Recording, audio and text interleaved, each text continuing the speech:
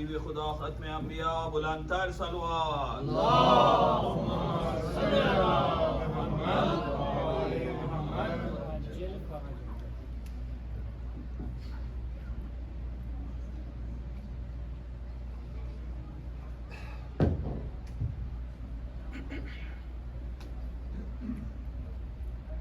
رحم اللہ من قرر الفاتحہ.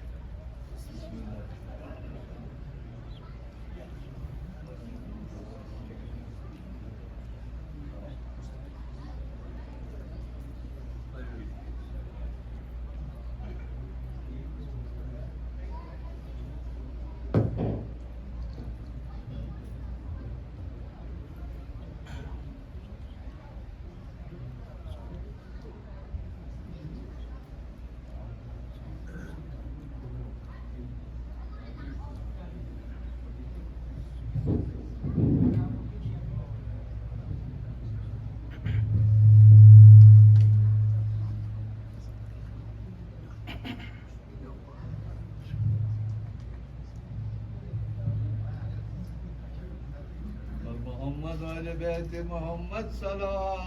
اللهم صل على محمد وآل محمد. اعوذ باللہ من الشیطان الرجیم. بسم اللہ الرحمن الرحیم. والصلاة والسلام على أشرف الأنبياء المرسلين مولانا سيدنا نبينا شفيعنا والقاسم محمد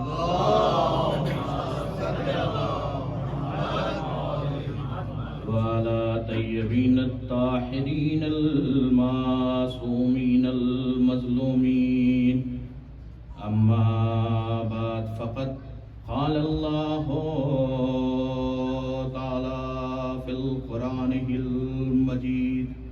بسم الله الرحمن الرحيم. وجعلنا أئمة يهدون بأمرنا وأوحينا عليكم فعل الخيرات. اللهم صل على محمد وآل محمد.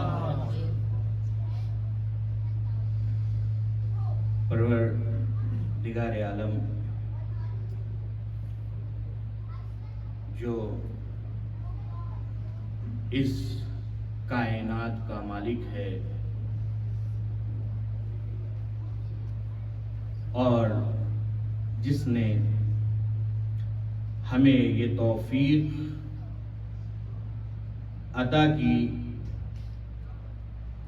کہ ہر سال کی طرح اس سال بھی ہمیں پروردگار عالم نے یہ موقع عنایت فرمایا کہ ہم اس فرش عزا پر حاضری کا شرف پروردگار عالم نے ہمیں عطا فرمایا. واقعی خوش قسمت ہیں ہم لوگ کہ ہمیں اس عظیم سعادت سے پروردگار عالم نے ہمیں یہ کہا جائے کہ پروردگار عالم نے یہ عظیم سعادت ہمیں نصیب فرمایا. کتنے ایسے ہیں اور کتنے ایسے تھے کہ جو گزشتہ سال ہمارے درمیان تھے لیکن اس سال وہ ہمارے درمیان نہیں ہیں. یہ 1447 ہجری کا جو چاند غروب ہوا ہے اس میں ہمارے درمیان کافی لوگ جا چکے ہیں جو اس عزائے حسین کا حصہ ہوا کرتے تھے. لیکن آپ اگر غور کریں اور دیکھیں تو واقعی وہ ہماری عزا کے لیے اور ہماری اس عزا کے ایک رکن ہوا کرتے تھے جو اس دنیا میں نہیں ہے، اور ہمیں پروردگار عالم نے پھر سے ایک موقع دیا ہے کہ اس عزائے حسینی کو ہم درک کر سکیں، اس عزائے حسینی کو ہم درک کر سکیں۔ یہ موقع کوئی معمولی موقع نہیں ہے، بلکہ یہ موقع جو ہمیں ملا ہے یہ اللہ کی طرف سے دی ہوئی ایک نعمت ہے جو ہمیں ملی ہے۔ ہم اگر غور کریں اور دیکھیں تو ہمیں سمجھ میں یہ آتا ہے کہ یہ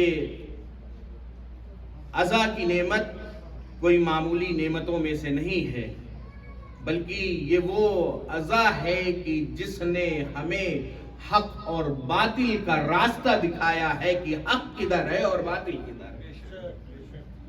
اگر یہ عزائے حسینی نہ ہوتی تو ہمیں اس بات کا شعور بھی نہ ہوتا کہ حق پر کون ہے اور باطل پر کون ہے۔ یہ صدقہ عزائے حسینی ہے کہ آج ہم یہ نتیجہ نکال سکتے ہیں، آج ہم یہ کہہ سکتے ہیں کہ یہ حق پر ہے اور یہ باطل پر ہے۔ یہ عزائے حسینی کا کرم ہے، لطف ہے کہ آج ہمارے اندر یہ شعور جو ہے وہ جاگ گیا ہے۔ یہ شعور جو ہمارے اندر جاگا ہے حق اور باطل کے درمیان فیصلے کا، یہ نتیجہ ہے ان مجالس عزا کا، یہ نتیجہ ہے حسینیت کا، یہ نتیجہ ہے قربانی امام حسین علیہ السلام کا۔ اور اگر یہ نہ ہوتی تو شاید ہم بھی اور لوگوں کی طرح جو ہے آج دنیا کی کسی گوشے میں پڑے ہوئے ہوتے۔ بہت سارے لوگ ہیں، اگر ہم غور کریں اور دیکھیں، سب کو یہ سعادت نصیب نہیں ہے۔ کل میں نے پڑھا تھا نا کہ یہ حرارت کا جو سسٹم ہے کہ پیغمبر اکرم فرما رہے ہیں کہ اِنَّا لِقَتْلِ الْحُسَيْنِ حَرَارَةً فِي قُلُوبِ الْمُؤْمِنِينَ لَا تَبْرُدُ أَبَدًا۔ یعنی آپ یہ دیکھیے اور غور کریے کہ یہ جو حدیث پیغمبر اکرم ارشاد فرما رہے ہیں یہ کتنی امپورٹنٹ حدیث ہے، اور اس حدیث میں پیغمبر اکرم ارشاد فرما رہے ہیں کہ قتل امام حسین علیہ السلام کے بعد ایک حرارت ہے جو مومنین کے دلوں میں جو ہے، جو مومنین کے دلوں میں چلتی رہے گی، جو مومنین کے دلوں سے خاموش نہیں ہوگی۔ یعنی جو حرارت ہے وہ خاموش ہونے والی نہیں ہے، اور یہ کہاں پائی جاتی ہے؟ یہ مومنین کے دلوں میں پائی جاتی ہے۔ صلوات پڑھیے عظمت عالیہ۔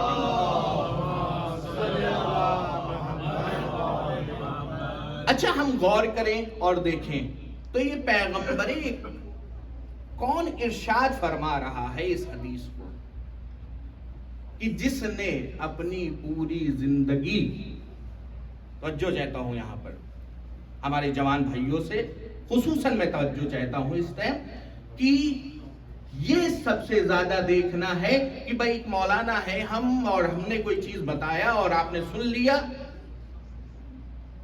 اور اس کے بعد کچھ دنوں کے بعد آپ بھول گئے، از اوکے، نو پرابلم۔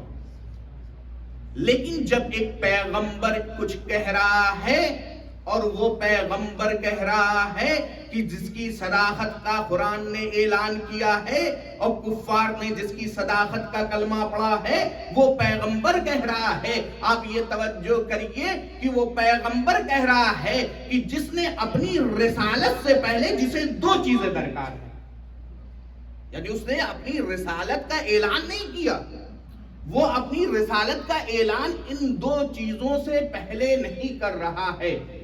وہ یہ نہیں کہہ رہا ہے کہ میں اللہ کی طرف سے بھیجا ہوا نبی ہوں، وہ یہ نہیں کہہ رہا ہے کہ ہم اللہ کی طرف سے صاحب شریعت ہیں، وہ یہ نہیں کہہ رہا ہے کہ ہم جو ہے صاحب جو کتاب ہیں، وہ نہیں کہہ رہا ہے، بلکہ پروردگار عالم نے جب محمد عربی اس دنیا میں آئے ہیں تو انہیں دو چیزوں کی ضرورت، کہیں لے جانا چاہ رہا ہوں میں اپنے مجموعے کو، کہ پیغمبر اکرم جب اس دنیا میں آئے تو ان کو دو چیزوں کی اشد ضرورت پڑی۔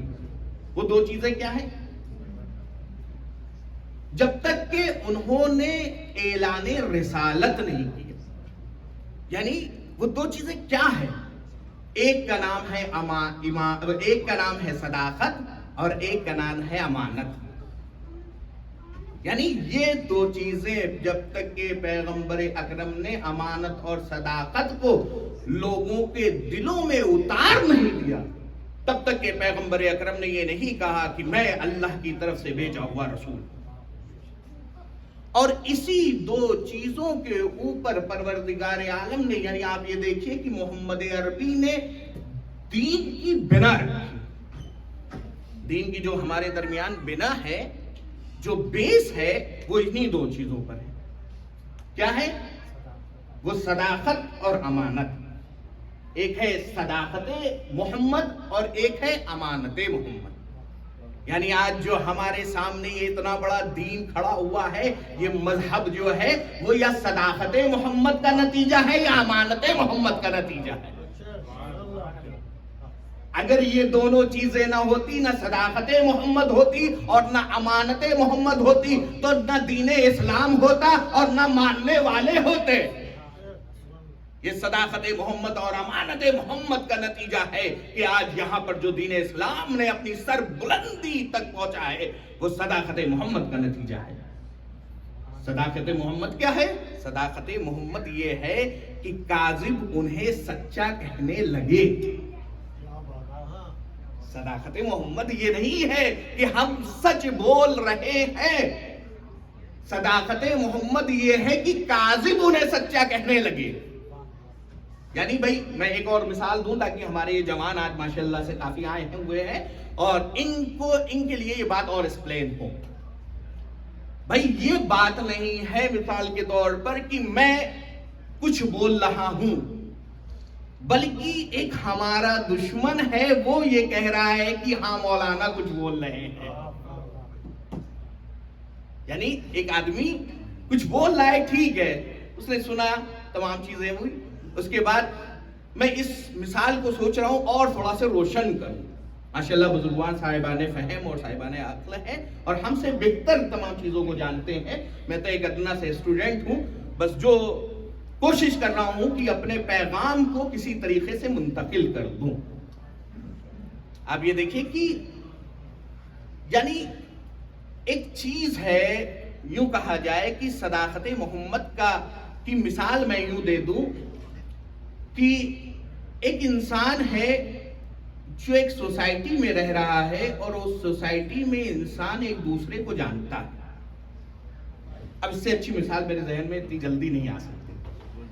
تو ایک سوسائٹی میں ایک انسان رہ رہا ہے اور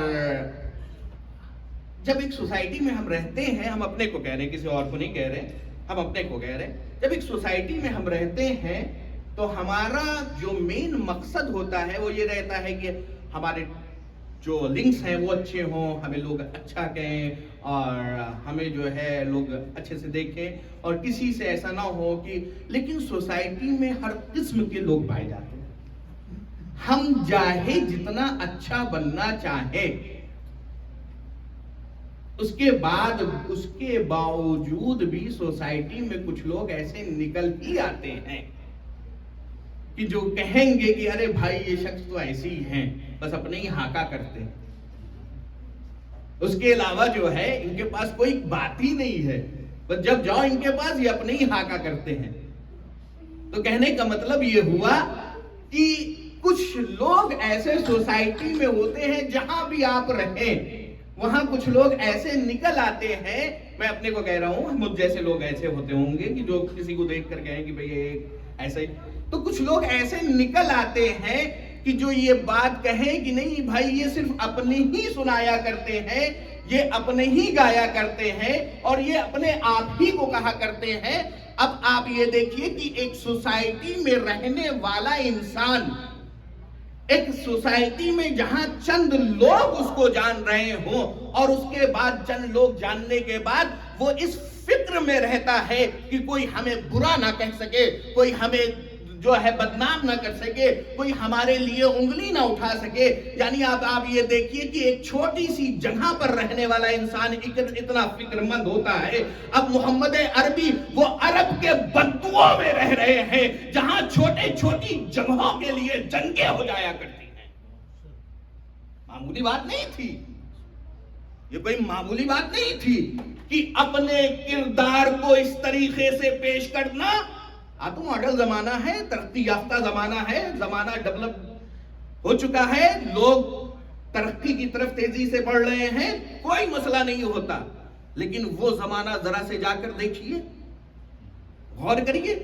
اب اس جگہ پر محمد عربی اپنا کردار پیش کر رہے ہیں. کردار کیا پیش کر رہے ہیں؟ یہ پیش کر رہے ہیں، اتنا کردار پیش کیا محمد عربی نے، اس قدر کردار پیش کیا، اس قدر کردار پیش کیا، یعنی 40 سال گزر گئے عمر کے، کردار پیش کر رہے ہیں محمد عربی.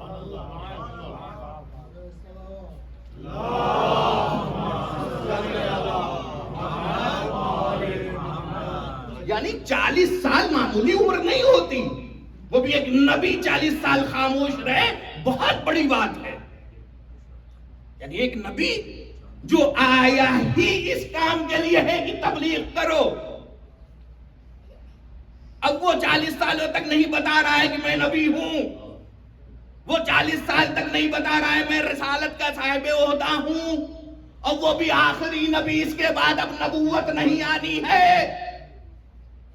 آپ غور کر رہے ہیں؟ یعنی یہ جو کانسیپٹ ہے، اس پہ اگر ہم غور کریں اور دیکھیں تو محمد عربی ہمیں کیا دے رہے ہیں؟ محمد عربی ہمیں کیا دے رہے ہیں؟ 40 سال تک خاموش ہے. کیا مظاہرہ ہو رہا ہے؟ صداقت محمدیہ کا مظاہرہ. کیا کر رہے ہیں؟ صداقت محمدیہ کا. اب جب صداقت محمدیہ اس قدر تک دلوں میں جو ہے پیوست ہو گئی کہ جو جھوٹے عرب کے بڑے بڑے تھے وہ کہنے لگے محمد سے بڑا ساجد کوئی نہیں ہے، محمد سے بڑا. اب کچھ لوگ آئے، کہا یا رسول اللہ، اگر جو ہے محمد عربی نے کہا کہ اگر میں کہوں کہ اس پہاڑ کے پیچھے سے میں کہوں کہ کوئی قافلہ آ رہا ہے اور تم جاؤ اور جانے کے بعد اس پہاڑ کے پیچھے، پہاڑ کے اوپر چڑھو اور دیکھو پیچھے سے کوئی قافلہ نہیں آ رہا. اب یہ عرب کے وہ کاذب تھے، اب توجہ کریے گا. تو کہنے لگے یا نبی اللہ، نبی ویسے مانتے نہیں تھے، کہنے لگے یا رسول اللہ، یا نبی اللہ، اگر آپ کہیں اس پہاڑ کے پیچھے سے کوئی کارواں آ رہا ہے، کوئی قافلہ آ رہا ہے، اور میں پہاڑ پہ چڑھ کے جاؤں اور جانے کے بعد دیکھوں اور مجھے کوئی قافلہ نظر نہ آئے، تو اس کا مطلب یہ نہیں ہوا کہ، اس کا مطلب یہ ہوا کہ میری آنکھوں میں کوئی فرق ہے، آپ کے کلام میں کوئی فرق نہیں ہو سکتا. یعنی یہ کریکٹر محمد عربی نے پیش کیا ہے، یہ کردار ہے محمد عربی کا. امانت محمدی، یہ تو ایک صداقت محمدی کی مثال تھی. اب امانت محمدی پر آ جائیے. امانت محمدی کا یہ عالم تھا کہ بڑے بڑے اس دور کے شیخ، بڑے بڑے دولت مند اپنی امانتوں کو حفظ کرنے کے لیے محمد عربی کے پاس رکھواتے تھے. یعنی حد یہ تھا کہ کفار اپنی امانتوں کو محمد عربی کے پاس رکھوایا کرتے تھے. ان کو اس بات پر اطمینان تھا کہ محمد عربی کو اگر ہم یہ پیسہ دیں گے تو یہ پیسہ ہمیں واپس ملے گا. اب یہ دیکھیے کہ واقعی اگر ہم غور کریں اور دیکھیں کردار محمد عربی تو ہمیں یہ سمجھ میں آتا ہے کہ یہ جو دین اسلام ہے یہ امانت محمد کا نتیجہ ہے یا جو ہے فصاحت محمد کا نتیجہ ہے. صلوات پڑھیے عظمت آل محمد.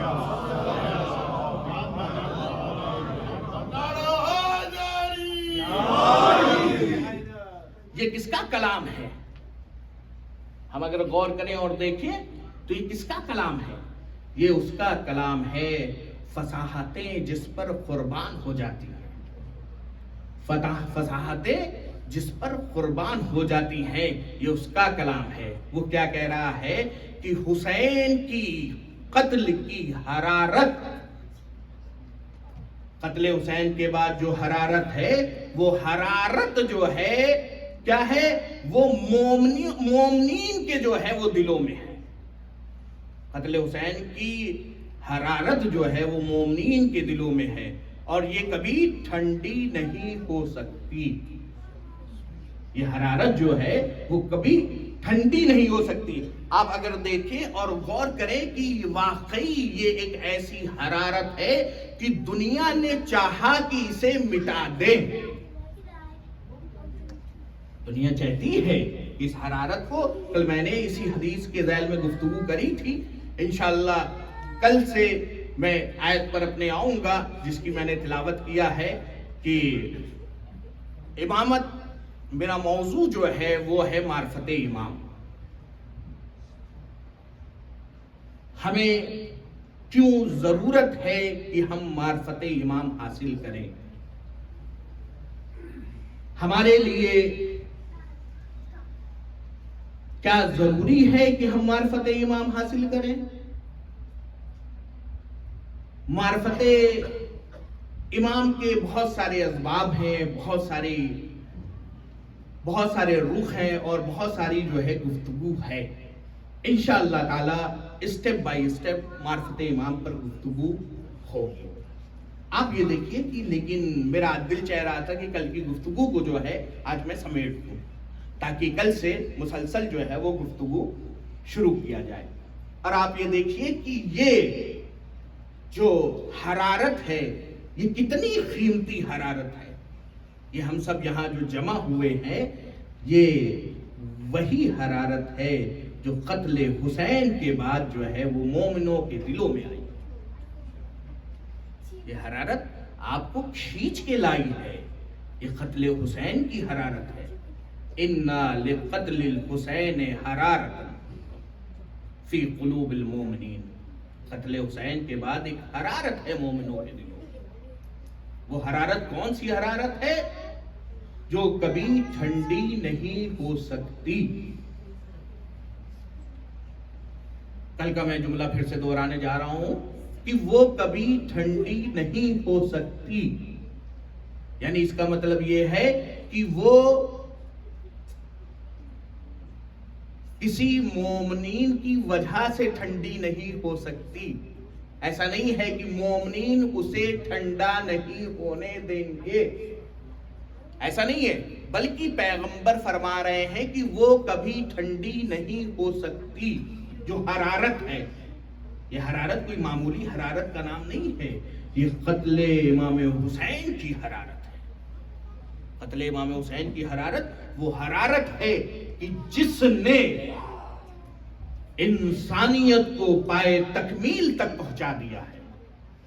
یہ وہ حرارت ہے کہ جو آج ہمارے رگوں میں خون کی طرح دوڑ رہی ہے۔ یہ وہ حرارت ہے کہ جب بھی، یہ حرارت کوئی معمولی حرارت نہیں ہے، بلکہ اگر ہم غور کریں اس حرارت کے اوپر تو واقعی ہر قسم کے لوگوں نے، ہر طاقتیں لگ گئی ہیں کہ اس حرارت کو خاموش کر دیں، اس حرارت کو خاموش کر دیں۔ طاقت کی دشمنوں نے چاہا کہ اسے خرید لیا جائے، لیکن خرید نہ سکے۔ تین طاقتیں، ملتا ہے کہ تین طاقتیں جس کے بھی پیچھے لگ جائیں وہ چیز نیست و نابود ہو جاتی ہے۔ ایک دولت کی طاقت، دوسری حکومت کی طاقت، اور تیسری جو ہے زبان کی طاقت۔ یہ تین طاقت کسی بھی مشن کے پیچھے لگ جائے تو وہ جو ہے وہ مشن ختم ہو جاتا ہے، وہ کردار ختم ہو جاتا ہے، وہ شخصیت ختم ہو جاتی ہے۔ لیکن واقعی انسانیت نے دیکھا، دنیا نے دیکھا، یہ تینوں طاقتیں جو ہے آزاداری کے خلاف لگ چکی ہیں۔ یہ تینوں طاقتیں جو ہے یہ حرارت امام حسین علیہ السلام کے خلاف کام کر رہی تھی۔ یعنی قوت نے بھی چاہا کہ ہم طاقت کی بنا پر اس حرارت کو خاموش کر دیں، لیکن خاموش نہ کر سکی۔ حکومت نے چاہا ہم اپنے زور کی بنا پر اس حرارت کو خاموش کر سکے لیکن خاموش نہ کر سکی. لیکن آپ یہ دیکھیے دولت نے چاہا کہ ہم اسے خرید لیں لیکن خرید نہ سکی. دنیا میں جہاں جہاں بھی جتنے بھی جگہیں ہیں ہر جگہ یہ حرارت کو خریدنے کی کوشش کری گئی لیکن خرید نہ سکی. بلکہ الٹا ہوا, اس حرارت کی وجہ سے اپنے بچے تو لوگوں نے بیچ دیے لیکن اس حرارت کو محفوظ کر رکھا. زمانے نے دیکھا امام علی نقی علیہ السلام کا کے دور کا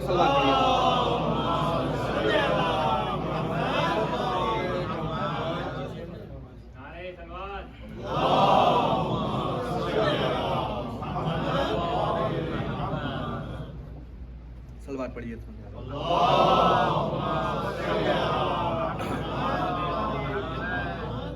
بھائی دنیا کی بڑی سی بڑی طاقتیں اس حرارت کے پیچھے لگی اور انہوں نے چاہا کہ اسے خرید لیا جائے.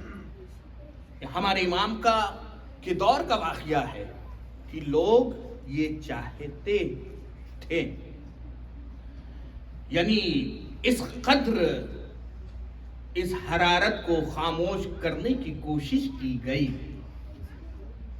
جس کے لیے پیغمبر نے یہ فرمایا ہے کہ یہ خاموش نہیں ہوگی.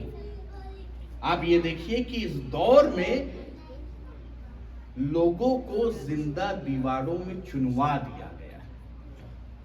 یہ دور ہے, یہ دور ہے کہ جب ایک زائر امام حسین زیارت کے لیے جا رہا ہے تو اس کا ایک ہاتھ کاٹ دیا جاتا ہے اور اس کے بعد اس کی تمنا یہ ہے, اس سے پوچھا جاتا ہے اس کے بعد کہ کیا تم پھر زیارت امام حسین کے لیے آؤ گے؟ تو وہ کہتا ہے مجھے پہلے زیارت کرنے دو, اس کے بعد میں پھر اپنا دوسرا ہاتھ کٹوانے کے لیے تیار ہوں. یہ ہے حرارت امام حسین, یہ ہے, یہ امام کا دور ہے. امام لیکن خاموش ہیں. امام نے کچھ کہا نہیں اس دور کے مومنین سے, دیکھو کہ تم اپنا ہاتھ نہ کٹواؤ, دیکھو تم اپنے بچوں کو نہ فروخت کرو. دیکھو یہ دور بھی دیکھا گیا کہ دو زیارتوں پر جا رہے ہیں, ایک کی قربانی ہو رہی ہے اور دوسرا زیارت کے لیے جا رہا ہے. یہ دور بھی زمانے نے دیکھا. یہ وہی حرارت ہے جو اتنے بڑے مارکے پر انسان کو ثابت قدم رکھے. یہ وہی جو ہے حرارت ہے جو انسان کو ثابت قدم رکھے ہوئے. کوئی معمولی آدمی سے آج کے دور میں کہہ دیا جائے کہ چلو ہم دونوں لوگ چلتے ہیں اور وہاں چلیں گے تو تمہیں جو ہے وہ بیٹھا لیں گے. میں نہیں کہہ رہا ہوں قتل کر دیں گے, میں کہہ رہا ہوں بیٹھا لیں گے, پوری رات تمہیں اسٹے کرنا پڑے گا. میں چلا جاؤں گا, آدمی پیچھے ہٹ جائے گا, کہے گا بارے کیسی باتیں کر رہے ہیں, میں کہاں ہے پوری رات اسٹے کروں گا وہاں پر. بڑی قیمتی ہے یہ حرارت, اس کو بڑے سنبھال کے آگے کی طرف عزتداری ہمارے پاس جو آئی ہے یہ امانت کے طور پر آئی ہے اور اس امانت کو ہمیں آگے کی طرف منتقل کرنا ہے اپنی نسلوں تک. اور اگر ہم نے اس عزاداری میں خیانت کیا تو ہمیں وہاں جواب دینا پڑے گا. یہ بڑی محنتوں اور بڑی مشقتوں سے ہمارے پاس آئی ہے. ہم بڑے سکون سے یہاں پر سن رہے ہیں, ہم بول رہے ہیں اور آپ سن رہے ہیں. خوش قسمت ہیں ہم لوگ. اب ہم سے بہتر آپ جانیں گے کہ واقعی کچھ ایسی جگہ ابھی بھی دنیا میں پائی جاتی ہے کہ جہاں کالا لباس پہن کر نکلنا ایک آفت ہے. کالا لباس پہن کر نکلنا ایک آفت ہے. یہ تو پتا ہوتا ہے کہ ہاں جا رہے ہیں, یہ نہیں پتا ہوتا ہے کہ واپس آ رہے ہیں. یعنی یہ آپ کے اندر کی میں بات پڑھ رہا ہوں, آپ اس کو بأحسن طریقے سے جانتے ہیں کہ وہ کون سے مقامات ہیں. میں آپ یہ بتا رہے ہیں کہ لیکن آپ یہ دیکھیے کمال اور حسن حسینیت یہ ہے, اور کمال حسینیت یہ ہے کہ جانے والا جاتا بھی ہے اور گھر میں ماں بھی موجود ہے, گھر میں بہن بھی موجود ہے, گھر میں بھائی بھی موجود ہے, گھر میں بیٹے بھی موجود ہے. اس کے بعد بھی روک نہیں رہا کہ رک جاؤ, پتا ہے کہ جانے والا جا رہا ہے، آئے گا کہ نہیں آئے گا، اس کے بعد یہ حرارت حسین کا اثر ہے، یہ حرارت امام حسین کا اثر ہے جو روکنا نہیں جا رہا ہے، جو روکا نہیں جا رہا ہے، جو کوئی روک نہیں رہا ہے، جانے والا جا رہا ہے عزاداری میں۔ پیچھے جو ہے گھر میں ماں ہے، جو ماں جس نے نازوں سے پالا ہے، ماں روک نہیں رہی کہ نہیں تم عزاداری میں نہ جاؤ۔ ایک واقعہ مجھے یاد آ گیا، پاکستان کا واقعہ ہے، اب اس سے بہتر اب کیا جانے لگے۔ پاکستان کا واقعہ ہے کہ دشمنوں نے یہ اعلان کیا کہ فلاں عزاخانے میں آگ لگا دیں گے اور یہاں پر مجلسیں نہیں ہونی ہے اور یہاں سے جلوس نہیں نکلنا ہے، اور فلاں دن ہم جو ہے وہ آگ لگا دیں گے۔ باقاعدہ ٹائم ڈیٹنگ سب دیا گیا کہ اس دن ہم آگ لگا دیں گے اس عزاخانے میں۔ ایک جوان ہے، پاکستان کا جوان ہے، وہ نکل رہا ہے گھر سے جب وہ نکل رہا تھا عزاخانے کو بچانے کے لیے، وقت ان لوگوں نے دیا تھا کہ اس وقت تک ہم آگ لگا دیں گے اگر وہاں عزاداری نہیں رکی تو۔ یہ جوان جو اپنے گھر سے نکل رہا ہے تو اس جوان نے بتایا کہ جب میں گھر سے نکل رہا تھا تو میری ماں نے پیچھے سے آواز دی، اور آواز دینے کے بعد پتہ ہے ماں نے کیا کہا؟ ماں نے کہا اگر عزاخانے کو آگ لگ گئی تو گھر واپس نہ آنا۔ یہ ہے حسینیت، یہ ہے حرارت حسین، جو ماں اپنے بیٹے کے ایک چھوٹے سے کانٹے کو برداشت نہ کر سکے، وہ حسین کے نام پر یہ کہتے ہوئے نظر آ رہی ہے کہ اگر آگ لگ گئی تو گھر واپس نہ آنا۔ یعنی یہ دیکھیے یہ کہاں سے جذبہ حاصل ہوا ہے، یہ اسی حرارت کا نتیجہ ہے، جو اسی حرارت حسین کا نتیجہ ہے جس کے لیے پیغمبر کہہ رہے ہیں کہ مومنوں کے دلوں میں یہ حرارت پائی جاتی ہے۔ وہ حرارت ہے، کوئی معمولی حرارت نہیں ہے۔ یعنی یہ آپ یہ دیکھیں کہ واقعی یہ حرارت امام حسین علیہ السلام صرف یہ نہیں ہے کہ ہم اگر غور کریں اسی طریقے سے کچھ سال پہلے، ابھی کچھ سال پہلوں کا واقعہ ہے، اعلان ہوا اربعین حسینی پر دشمنوں کی طرف سے۔ یہ اعلان کیا ہوا کہ اس بار ہم اربعین حسینی نہیں ہونے دیں گے۔ میں بہت پرانے واقعے نہیں پڑھ رہا ہوں، میں لیٹسٹ واقعے پڑھ رہا ہوں آپ کے سامنے، تاکہ پتا چلے کہ کیا ہو رہا ہے زمانے میں، ہم کہاں ہیں اور ہم کیا کر رہے ہیں اور ہمیں کیا کرنے کی ضرورتیں ہیں۔ آپ یہ دیکھیے کہ اعلان ہوتا ہے دشمنوں کی طرف سے کہ اس بار یعنی اربعین حسینی میں یہ اعلان اس لیے تھا کہ عزادار اربعین کے موقع پر نہ پہنچے، لیکن تاریخ نے کچھ ایسا رقم کیا، جو حرارت حسین رکھتے تھے ان کا کارواں تیار ہونا شروع ہوا، اور تاریخ نے لکھا ہے کہ اس بار سب سے زیادہ زائرین وہاں پہنچے۔ یعنی تاریخ نے لکھا کہ سب سے زیادہ زائرین وہاں پر پہنچے تھے، اور وہاں پر پہنچ کر یہ کہہ رہے تھے کون ہے دشمن جو ہماری آنکھوں میں آنکھیں ڈال کر بات کرے۔ یہ ہمت کہاں سے آئی ہے؟ یہ اسی کربلا کا نتیجہ ہے کہ آج دشمن کی آنکھوں میں آنکھیں ڈالنے کے بعد ہم گفتگو کرتے ہیں۔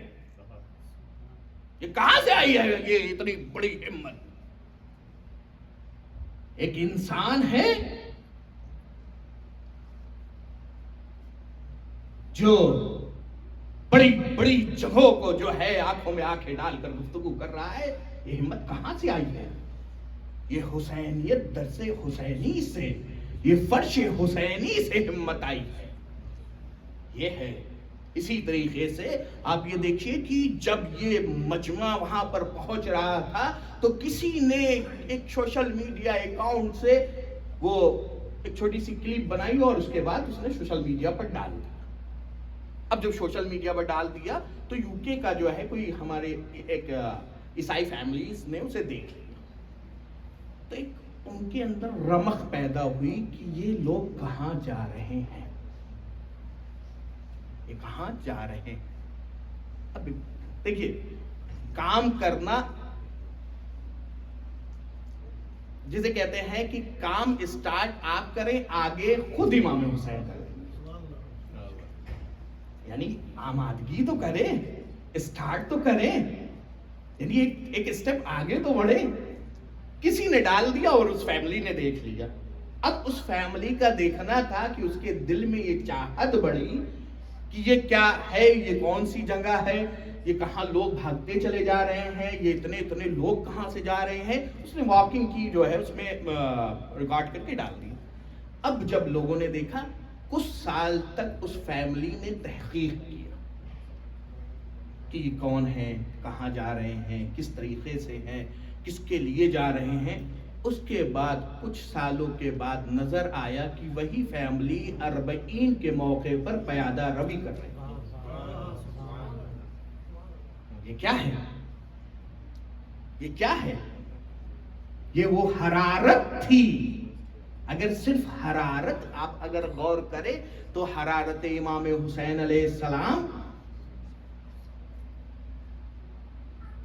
میں ایک جملہ کہہ رہا ہوں یہاں پر, دین اصل میں جو دین ہے وہ دین, جملہ بھاری ہو جائے گا اس لیے میں یوں کہوں کہ دین میں کچھ محدودیتیں ہیں لیکن حسین ابن علی کے لیے کوئی محدودیت نہیں ہے. یعنی دین میں محدودیتیں ہیں. جتنے بھی دین کے ارکان ہیں سب محدود ہیں. دین کے جتنے بھی ارکان ہیں وہ سب محدود ہے, لیکن حسینیت لامحدود ہے. یعنی آپ یہ دیکھیں کہ نماز ہے مخصوص ہے مسلمانوں سے, ایک طبقہ نماز پڑھتا ہے. روزہ مخصوص ہے مسلمانوں سے. حج مخصوص ہے صاحب ثروت سے. خمس مسلمانوں سے مخصوص ہے. زکات مسلمانوں سے مخصوص ہے. یعنی ہر جو دین میں رکن ہے وہ جو ہے عمومیت نہیں رکھتے بلکہ خصوصیت رکھتے. لیکن دین کا یہ واحد رکن ایسا ہے جو عمومیت رکھتا ہے, خصوصیت نہیں رکھتا. دین کا یہ واحد رکن ایسا ہے جو عمومیت نہیں رکھتا بلکہ عمومیت رکھتا ہے, خصوصیت نہیں رکھتا. ہر دور میں آپ یہ دیکھیے اور غور کریے تو آپ کو سمجھ میں آتا ہے کہ امام حسین علیہ السلام نے جو اتنا بڑا معرکہ فتح کیا ہے وہ صرف مومنین کے لیے نہیں کیا, وہ صرف مسلمانوں کے لیے نہیں کیا, وہ صرف متقی کے لیے نہیں کیا, بلکہ جس راہ پہ امام حسین علیہ السلام گئے ہیں اور جو اتنا بڑا معرکہ انہوں نے ادا کیا ہے وہ انسانیت کے لیے کیا ہے. اب جہاں جہاں تک انسانیت وجود رکھتی ہے وہاں یہ حرارت حسین وجود رکھتی ہے. دیکھیے ہندو بھی چلا آ رہا ہے حسین کے در پر, سنی بھی چلا آ رہا ہے حسین کے در پر, عیسائی بھی چلا آ رہا ہے حسین کے در پر. یعنی ہر انسان حسینی ہونا چاہ رہا ہے, ہر انسان حسین سے متمسک ہونا چاہ رہا ہے, ہر انسان حسین کے قریب ہونا چاہ رہا ہے. یہ کس لیے ہے؟ یہ اس لیے ہے کہ حسین نے انسانیت کے لیے قربانی دی ہے. جس کے بھی دل میں انسانیت کا وجود ہوگا اس کے دل میں حسینیت پائی جاتی ہے. جس کے بھی دل میں, اگر آپ جو ہے واقعی بہت سارے ایسے لوگ ہیں کہ جنہوں نے جو ہندو ہیں اور ہندو ہونے کے بعد انہوں نے امام حسین علیہ السلام کی شان میں نوحے لکھے, انہوں نے اشعار لکھے ہیں, انہوں نے مرثیے کہے ہیں, اسی طرح ہمارے اہل سنت بھائیوں میں سے بہت سارے ایسے ہیں جنہوں نے نوحے کہے ہیں، جن کے بہت سارے شعر ہیں اور جن کے بہت سارے کلام ہیں، آپ پورے مرثیے انہوں نے کہے ہیں. یہ ہے امام حسین صاحب محدود نہیں ہے، بلکہ ہر فرقہ اور ہر مذاہب کا لوگ ان کو جو امام حسین علیہ السلام کے در پر آنا چاہتا ہے. یہ ہے حسینیت. حسینیت کو سمجھنے کی ضرورت ہے کہ حسینیت ہے کیا. حسینیت کو اگر ان دنوں میں ہم نے نہیں سمجھا تو گویا پورا سال گزر جائے گا، ہم حسینیت کو نہیں سمجھ پائیں گے. یہ وہ مین ایام ہے کہ جب ہمیں شخصیت امام حسین کو سمجھنا ہے کہ امام حسین علیہ السلام نے جو اقدامات کیے ہیں وہ کس لیے کیے ہیں، امام حسین علیہ السلام نے جو قیام کیا ہے وہ کس لیے کیا ہے، امام حسین علیہ السلام نے جو اتنی بڑی قربانی دیا ہے وہ کس لیے کیا ہے. اگر ہم نے آج نہیں سمجھا تو پھر کبھی نہیں سمجھیں گے. ضروری ہے کہ ان ایام میں ہمیں معرفت حسین حاصل ہو، اور اگر معرفت حسین نہیں حاصل ہو رہی ہے تو سمجھ لیجئے کہ ہم آ رہے ہیں، ہم رسم عزاداری تو ضرور کر رہے ہیں لیکن حق عزاداری نہیں کر رہے. رسم عزاداری بہت لوگ کر دیں گے لیکن حق عزاداری یہ ہے کہ ہم یہاں سے جب جائیں تو کچھ لے کر جائیں، ہم یہاں سے اٹھیں تو کچھ لے کر اٹھیں. اگر ہم نہیں اٹھ رہے ہیں تو اس کا مطلب یہ ہے کہ ہم ایسے ہی آئے تھے اور ایسے ہی جا رہے ہیں. ضروری یہ ہے ہمارے جوانوں کہ ہم جب بھی فرش عزا پر آئے، سب سے پہلا محرم کے آداب میں سے یہ آداب ہے کہ سب سے پہلے جب ہم محرم میں فرش عزا پر آئے تو باوضو ہو کر آئے. سب سے پہلے آداب عزاداری میں سے، یہ عزاداری کے آداب میں سے ایک آداب ہے کہ جب بھی ہم فرش عزا پر آئے تو باوضو ہو کر آئے.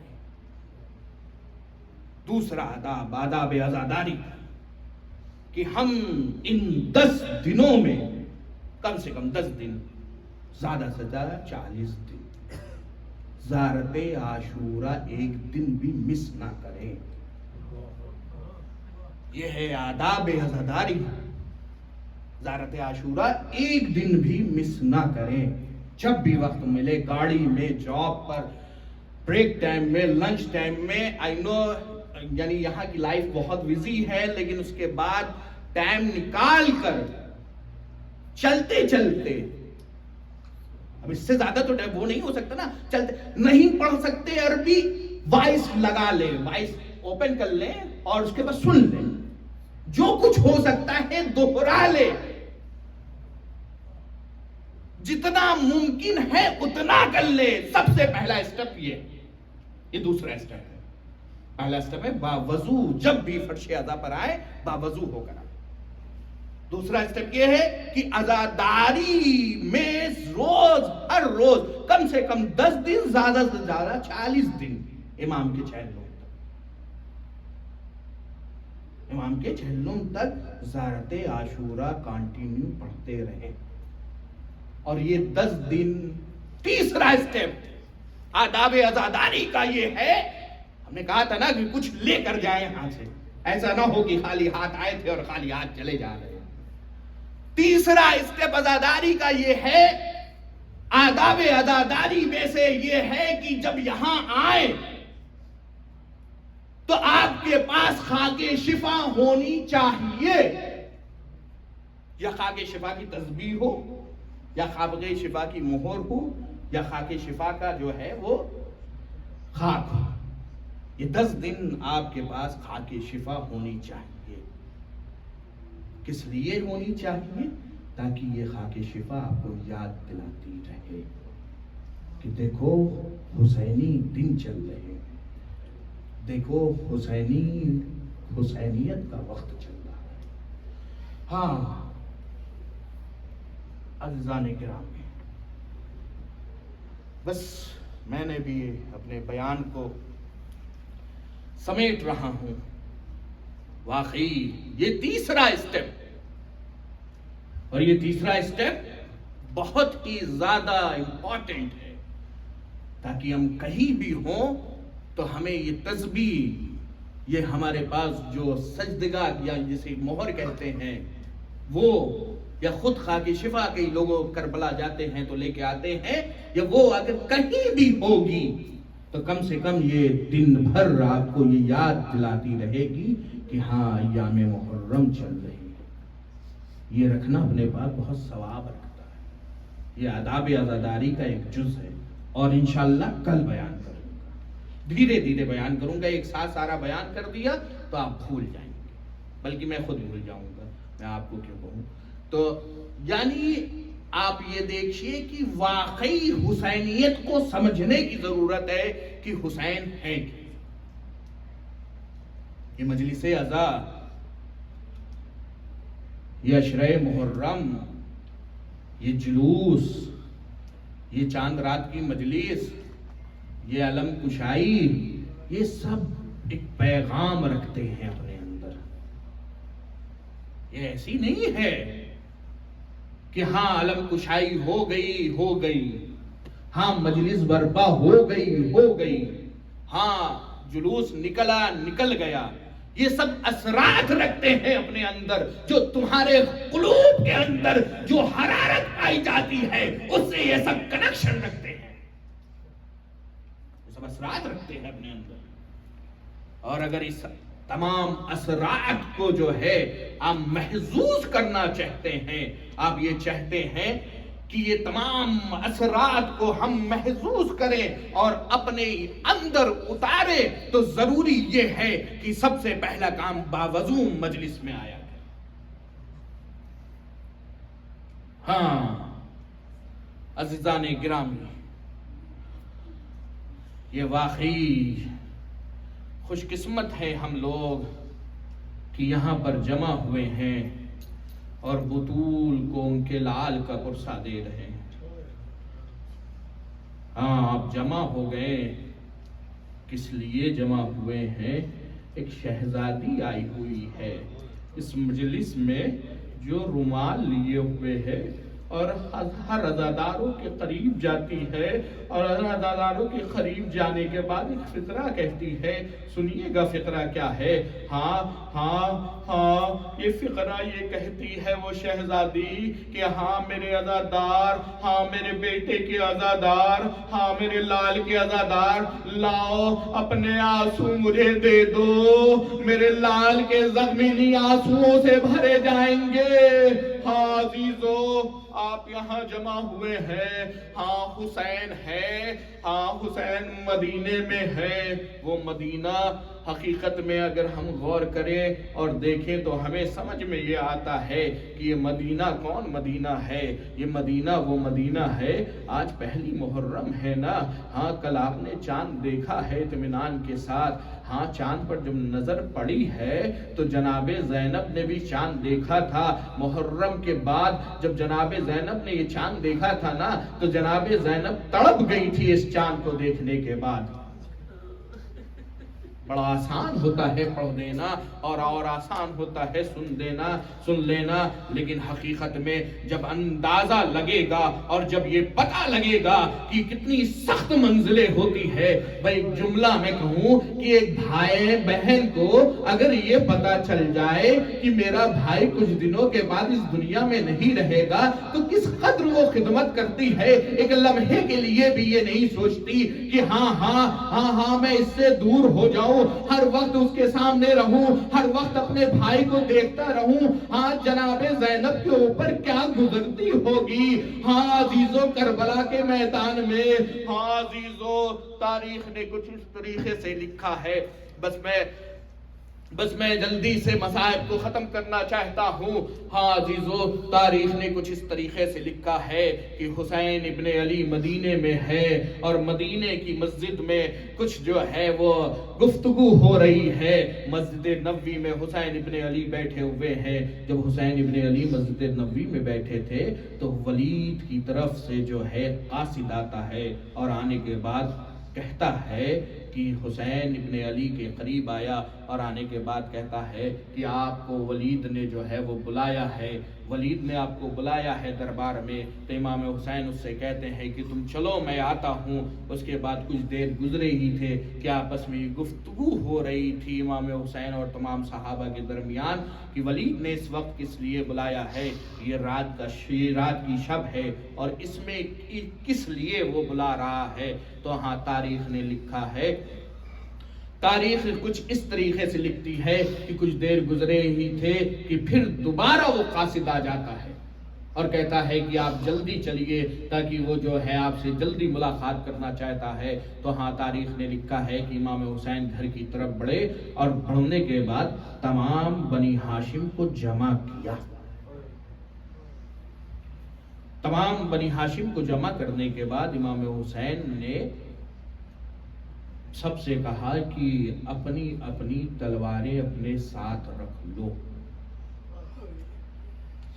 اور رکھنے کے بعد جو ہے آپ یہ دیکھیے کہ یہ چھوٹا سے قافلہ، بلکہ کہا جائے کارواں، ولید کے دربار کی طرف جو ہے وہ بڑھنا شروع ہوا۔ اب جب ولید کا دربار آیا تو امام حسین نے سب کو وہیں پر دروازے پر روک دیا، اور روکنے کے بعد خود واحد جو ہے امام حسین تنہا اندر گئے۔ اور جب تنہا گئے تو جیسے ہی امام حسین ولید کے دربار میں داخل ہوتے ہیں، ولید جو ہے امام کو سلام کرتا ہے کیونکہ وہ جانتا ہے یہ بنی ہاشم کا امر ہے۔ اور آپ یہ دیکھیے کہ ولید نے بتایا کہ یزید کا باپ جو ہے اس دنیا سے چلا گیا ہے، اور یزید کا باپ اب اس دنیا میں نہیں آیا، یزید نے حکومت کی باغ و دور جو ہے وہ سنبھال لیا ہے، اور اس نے یہ خط بھیجا ہے کہ آپ اس سے بیعت کر لیں۔ امام حسین نے کہا کہ ولید اگر تم یہ چاہتے ہو کہ ہم بیعت کر لیں تو ہم اس کی بیعت نہیں کر سکتے۔ اور اس کے بعد امام فرماتے ہیں، سنیے گا امام کیا فرماتے، جیسے ہی اگر تمہیں بیعت چاہیے تو کل دن کے اجالے میں تم مسجد نبوی میں آنا اور یہ بتانا کہ کون کس کی بیعت لے رہا ہے، اور میں بیعت اگر کروں گا تو سب کے سامنے کروں گا۔ اب یہ گفتگو ولید اور امام حسین کے درمیان شروع ہوئی۔ اب آپ یہ دیکھیے کہ جیسے ہی ولید نے یہ سنا وہ راضی ہو گیا کہ ٹھیک ہے کل ہم وہاں پر آئیں گے۔ اور اس کے بعد جیسے ہی جو ہے وہ وقت آیا تو مروان بیٹھا ہوا تھا، مروان نے اشارہ کیا ولید کو اشارہ کیا کرتا ہے کہ امام حسین یہاں سے چلے جائیں، ابھی اکیلے آئے ہیں، اس سے پہلے ان کا سر جو ہے وہ تن سے جدا کر دو یا بیعت لے لو، یا ان کا جو ہے وہ سر تن سے جدا کر دو۔ جیسے ہی مروان نے یہ فقرے کہے، امام حسین نے کہا ابن الزرقاء، کیا نیلی آنکھ کے والوں کے بیٹے، کیا تیرے اندر مجال ہے کہ تو مجھے قتل کر دے گا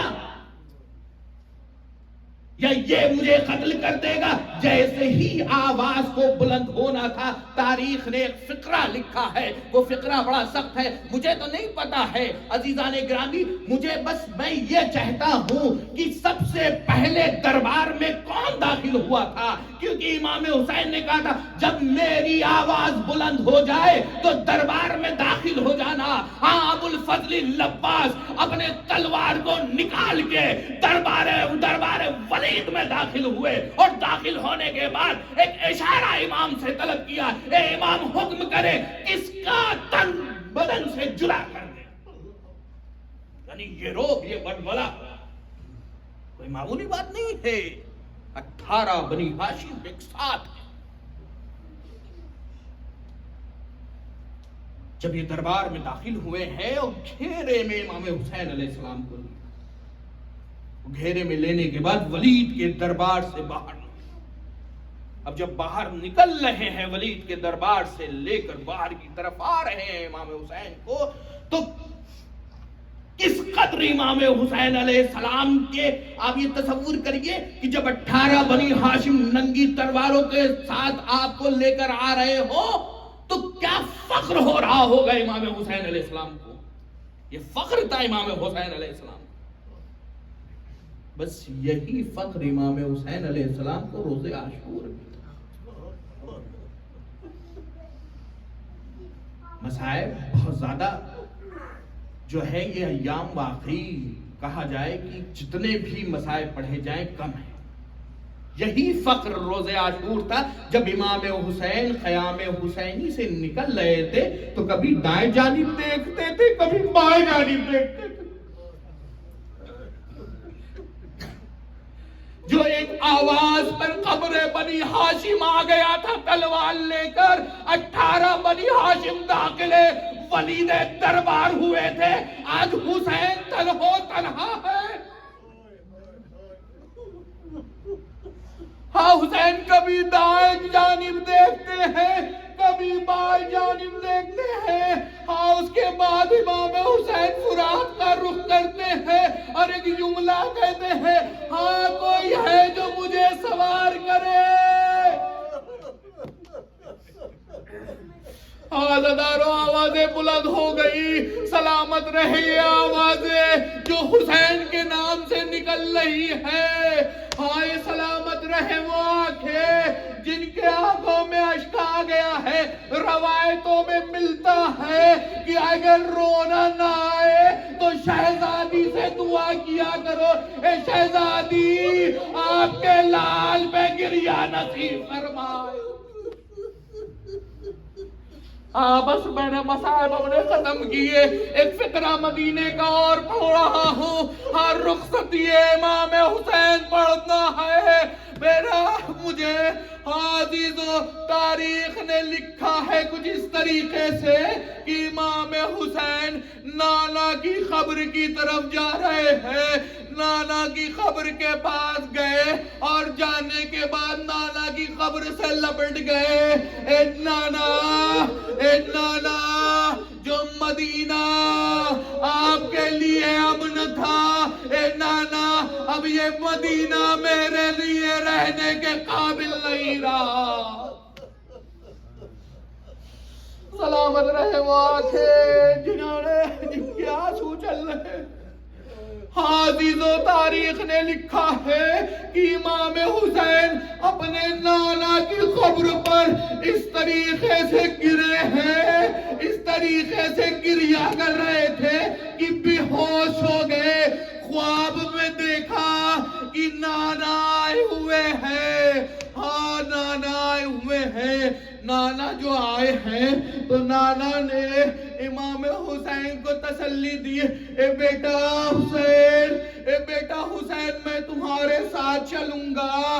اے بیٹا حسین. ہاں تاریخ نے لکھا ہے کہ امام حسین کو جب امام حسین چھوٹے سے تھے تو جناب رسول اکرم جو ہے, ہاں پیغمبر اکرم بوسہ دیا کرتے تھے اور وہ بوسہ 4 مقامات پر دیا کرتے تھے. 4 مقامات سن لیجئے اور اس کے بعد میں نے اپنے مصائب کو تمام کر لیا. ہاں ایک وہ مقام تھا جسے پیشانی کہتے ہیں. ہاں کس لیے رسول دیتے تھے, ہاں مسجد نبوی میں رسول حسین کو لے کر جاتے تھے اور پیشانی پہ بوسہ دیا کرتے تھے. اس لیے بوسہ دیتے تھے کہ امت جان جائے یہ حسین ابن علی ہے. اس کے پیشانی پر جو ہے کوئی تیر نہ مارے, اس کے پیشانی پر کوئی سنگریزے نہ مارے. ہاں دوسرا بوسہ حسین کو پیغمبر اکرم لبوں پر دیا کرتے تھے. ہاں یہی لب ہوں گے کربلا کے میدان میں جو 3 دنوں سے بھوکے پیاسے ہوں گے اور اکبر انہی لبوں سے پانی تلاش کریں گے. جزاکم اللہ. اللہ آپ کو کوئی غم نہ دے سوائے غم مظلوم کے. ہاں زادارو آپ یہاں آئے ہوئے ہیں بطول کو ان کے لال کا پرسہ دینے کے لیے. ہاں عزیزو تیسرا مقام سن لیجئے. ہاں یہ گلا ہے، وہ گلا ہے جس پر رسول جانتے تھے کہ خود خنجر ہوگا اور حسین کا گلا ہوگا. حسین امام حسین کے گلے پر بوسہ دیتے تھے. اس کے بعد تاریخ نے ایک مقام اور لکھا ہے، حسین کے سینے پر رسول بوسہ دیتے تھے، اس لیے حسین کا سینہ ہوگا اور گھوڑوں کی ٹاپیں ہوں گی. ایک حسین لاکھوں گھوڑوں کی ٹاپیں. اللہ لعنت اللہ. پروردگار دل واسطہ محمد والے محمد کا کہ ہماری اس چھوٹی سی عبادت کو قبول فرمائے. پروردگار دل واسطہ محمد والے محمد کا کہ ہمارے جتنے بھی شیان حیدر کرار جہاں جہاں بھی ہیں اور جس طریقے سے بھی ہیں پریشانی کو برطرف فرمائے. پروردگار تجھے اس عزا کا واسطہ کہ ہمیں ہمیشہ صراط مستقیم پر قائم اور دائم رکھنا. پروردگار تجھے واسطہ محمد والے محمد کا کہ ہماری اس چھوٹی سی عزا کو قبول فرما. پروردگار تجھے واسطہ محمد والے محمد کا کہ ہمارے جتنے بھی شیان حیدر کرار جہاں جہاں بھی ہیں اور مخروض ہیں ان کے قرض کی ادائیگی فرما. پروردگار تجھے واسطہ محمد والے محمد کا کہ جہاں بھی شیان حیدر کرار ہے اور کسی طریقے کی پریشانی میں مبتلا ہے ان کی پریشانی کو دور فرما.